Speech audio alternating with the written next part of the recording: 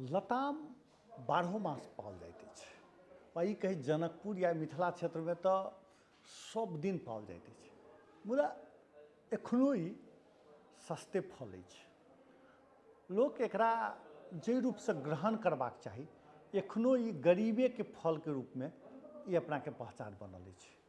मुदा बुझल अछि जे एहि में कते विटामिन छै। कहै छै जे विटामिन सी के मात्रा एकटा समतोला से बेसी लताम में पाओल जाइत अछि। आब बुझियौ जे एकर कतेक फायदा कारक ई लताम होइत अछि।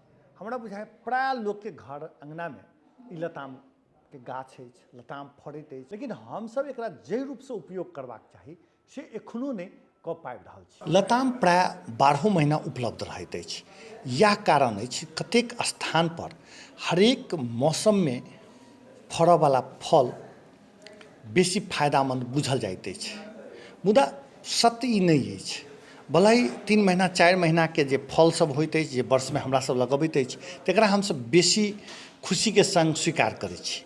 मुदा पोषक तत्व के हिसाब से देखल जाए तो लताम गजब के में पोषक तत्व पाओल जाइत अछि। लताम में vitamin A, vitamin B1, vitamin B12, B6, vitamin C आ विटामिन ई जेहन कतेको पोषक तत्व पाओल जाइत अछि। अहाँ के आश्चर्य लागत, एकटा समतोला से बेसी विटामिन सी एहि में होइत अछि।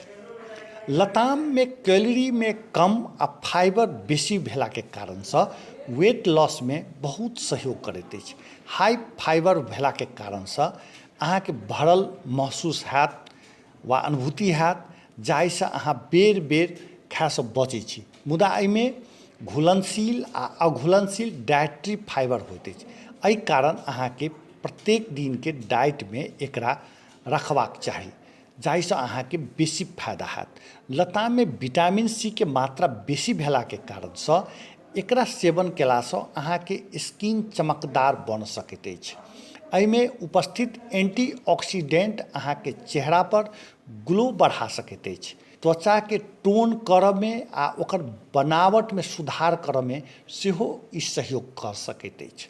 लताम अहाँ के जवान राखऽ में मदद कऽ सकैत अछि। एहि में स्किन के लेल आवश्यक विटामिन्स, मिनरल्स आ बाकी पोषक तत्व पाओल जाइत अछि। यदि अहाँ के स्किन के सूरज वा सूर्य के हानिकारक किरण से कोनो दिक्कत अछि तऽ एकरा सेवन केला से बहुत हद धरि मदद भऽ सकैत अछि। विटामिन सी भेला के कारण से लताम के कोलेजन प्रोडक्शन के बढ़बैत अछि, जाहि से अहाँ के स्किन टाइट रहैत अछि।